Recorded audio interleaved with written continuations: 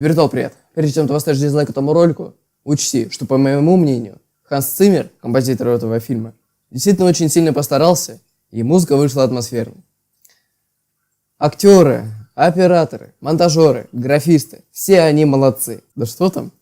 Сценарист порой даже вытворял такие штуки, что я ему не просто руками аплодировал, а полушариями мозга. Но в погоне за экшоном все-таки Интерстеллар допустил некоторые ляпы, которые, кстати, вообще никак не влияют на сюжет. Что мне даже обидно. И еще, если ты, дорогой зритель, в чем-то со мной не согласен, то я надеюсь, что я могу рассчитывать на конструктивную дискуссию в комментариях. В свое время я смотрел «Интерстеллар», да, он назывался. Это редкостный бред. Вот. Ну так, интересно, приключенческое кино, но с точки зрения хотя бы хоть какой-то научной фантастики, полнейшая ерунда. Но это было интересно, именно с этой точки зрения мне. Хочу сделать акцент. Научно-фантастический. Пушному фильм не понравился, как научно-фантастический. Как просто фильм, Интерстеллар ему зашел. Но це не фильм, це научный шедевр. А Пушной в своем Галилео гвоздиком магнитики собирал и по сценарию все это объяснял. А в КВН в 3 руки на балалайке играл. Недорогой ты мой дебил. Чтоб ты знал, Сан Борисович Пушной в 1998 году защитил диплом магистра по физике, учась при этом в физическом факультете НГУ, который, на секунду, занимает 250 место в рейтинге 500 лучших институтов мира. Это нифига себе достижение. Так, ну давайте приступим непосредственно к самому фильму. Первое, за что цепляется глаз, это вот этот вот момент. Почему-то нам не показывают тренировок Купера к полету, не показывают каких-то нюансов, которые по-любому всплывут во время запуска космонавта, а нам сразу показывают полет в космос. Прошу прощения за эмоциональность. Шучу, если мои эмоции предметом обращения вашего внимания, то мне вас жаль. Но точно таким же образом мы можем взять не фермера Купера, а, например, блюющего бомжа. А, да, блюющего же нам уже показали. Это мы слегка забегаем вперед. Черт, да с таким же успехом за место Купера можно взять табуретку или младенца, от которых также будет зависеть будущее Земли. Стоп, но нам же говорят, что Купер бывший пилот НАСА. Разве ты не знаешь, кто мы? Нет, профессор, не знаю. Вы же знаете моего отца, профессора Бренда? Мы из НАСА. НАСА? НАСА. То самое агентство, где ты был пилотом. Тут ключевое слово «бывший». Это слово может разделять события длиной в сутки, месяц, год и даже в вечность. Но, учитывая события фильма, Купер не управлял самолетом около 5-10 лет. А это дофига. За это время отвлекаешь от штурвала, нарушается вестибулярный аппарат, практически забываешь, что такое самолет. Так где же тренировки? Где же подготовка? Нам не показывают. Да, согласен, возможно, это был бы плюс хронометраж. Фильм без того идет 2 часа 40 минут. И, возможно, это даже были бы так называемые ружья Бондарчука. Но это та деталь, которую никак нельзя упускать. Тем более, что я не настаиваю на подробностях. Это можно было бы показать в динамичном монтаже. Но тренировки-то... А, да. Тренировок-то ведь и не было. 1Ж. Как самочувствие, ребята? Нормально. Ромели, ты в порядке? Да. Все хорошо? Дай мне минуту. Кажется, у нас были таблетки от укачивания в жилом отсеке. Я принесу. Хорошо. Или в криокапсулах. Я сейчас. Брэнд, Да. тащи все. Вы вообще, знаете, как проходит отбор космонавтов? Отбор космонавтов длится, как правило, от 1,5 до 2 лет. И состоят они из 5 этапов. Первый этап – полет в искусственную невесомость. Тут все очевидно. Космонавт должен научиться передвигаться и в космосе, и в космической станции. Второй этап – плавание под водой. Это создано для того, чтобы космонавт смог привыкнуть к невесомости и к высокому давлению. А я напомню, что в космосе именно такие условия. Третий этап – изучение макета космической станции, чтобы космонавт мог ориентироваться в ней. Четвертый этап – имитация выхода в открытый космос. Это создано для того, чтобы на выходе уже не получалось никаких казусов. Тяжеленный скафандр, схема правильной эвакуации из космической станции и схема правильного попадания в нее. Пробуй. Заберись, Леша! Отставить! Куда? Не сметь! Только ногами, Леша!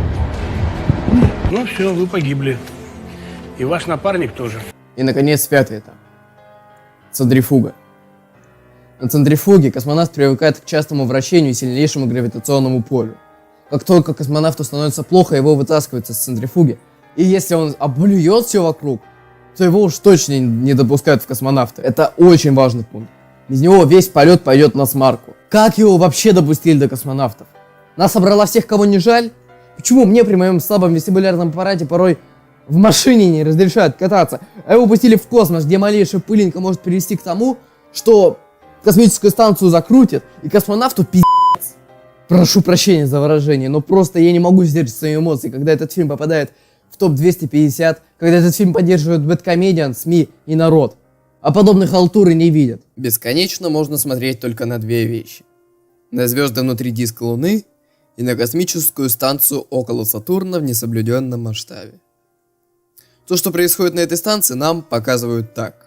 Но на самом же деле все выглядело бы вот так. Да и не об этом бы я беспокоился. Меня больше волнует то, что станция вообще летает около Сатурна. Вы имеете хоть малейшее представление о работе гравитации? Есть некая невидимая материя. Из предметов на ее поверхности она ровная. Но вот незадача. Появился один объект, и он искривил ее поверхность. А вот еще один. Двойное искривление. И все бы ничего, ведь мы с вами точно так же друг к другу притягиваемся, абсолютно не замечаем этого. Ибо сила гравитации чудовищно мала.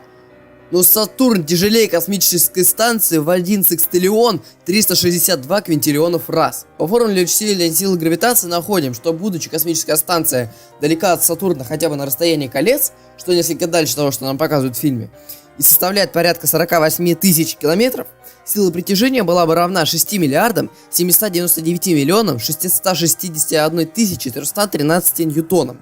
К слову, обнимающаяся взрослая пара, находясь, разумеется, на минимальном друг от друга расстоянии, будет притягиваться друг к другу с силой в 0,004 ньютон. И почему я к этому придираюсь? Просто примерно с такой же легкостью, как при обнимашках, космическая станция летает около Сатурна. То есть это уже бред. А если все это еще и представить на модели той самой материи, то станция просто скатится к Сатурну. И если Сатурн смог на таком же расстоянии искривить материю с астероидами, которые 120 тысяч раз тяжелее станции, то стоит ли говорить, что будет с самой станцией на показанном расстоянии? Посмотрите, какой пейзаж нам здесь показывают. Облачка, местами проявляется небо. Я думаю, не стоит говорить, что такого даже близко не будет, если вы находитесь рядом с черной дырой. Я даже не буду говорить, что через кадр же нам покажут совершенно иную картину. Меня удивляет следующее.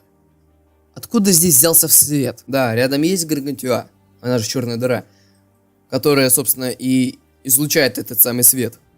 Но рядом с Гаргантюа будет такая большая гравитация, что свет до изучаемой экзопланеты хоть и дойдет, но не в таком огромном количестве, как от Солнца до Земли. Ну ладно, если это еще можно счесть за придирку, то атмосфера этой экзопланеты уж точно не будет принимать шарообразную форму. Экзопланета скорее будет выглядеть как-то так. Я без понятий, как так можно отправиться в область с повышенным давлением в научно-фантастическом фильме, где твой летающий модуль попросту разломит пополам. Объясняю. Помните эту сцену из «Последних Мстителей»? Так вот, примерно то же самое произошло бы и с Купером, и с его бы кораблем, если бы он влетел в черную дыру. Но никак не следующее. Давление исходило бы со всех сторон, а соответственно станцию стало бы плющить во все стороны, и ее бы разорвало. И Купера тоже. Плюс ко всему, как мы знаем, его не тренировали, поскольку НАСА с какого-то хрена сочла это излишним. А значит, на центрифуге он не был, и нахождение в черной дыре для него стало бы невероятно сложным. И да, представьте себе, я знаю, что над фильмом работал ученый, который изучал черные дыры, который, соответственно, вложил большую участь в создание теоретической части фильма. Но что-то мне подсказывает, что либо он самозванец, либо ему не продемонстрировали остальную часть фильма. Мне правда обидно. Фильм Кристофера Нолана дал мне огромные надежды на великие впечатления от фильма. А на выходе получился «Интерстеллар», в котором хорошо абсолютно все, кроме этих ляпов. Кстати, чуть не забыл. Среди всех кинонаград «Интерстеллара» есть только одна номинация, а заодно и победа в звании лучшего научно-фантастического фильма 2015 года. Всего лишь одна из 5 возможных. Да, есть еще победа в звании лучшей драмы 2015 года, но тут я уже не спорю. Драматические элементы «Интерстеллара» действительно сделаны восхитительно. Против драматического, сюрреалистического фильма «Межзвездный» я ничего не имею. Но всего лишь одна победа в звании научно-фантастического фильма из 5 возможных. Странно. Опять же повторюсь, если вы со мной в чем-то не согласны, я надеюсь на конструктивную дискуссию в комментариях. А с остальными я вынужден попрощаться. Меня зовут Даркет. Всем добра, всем пока.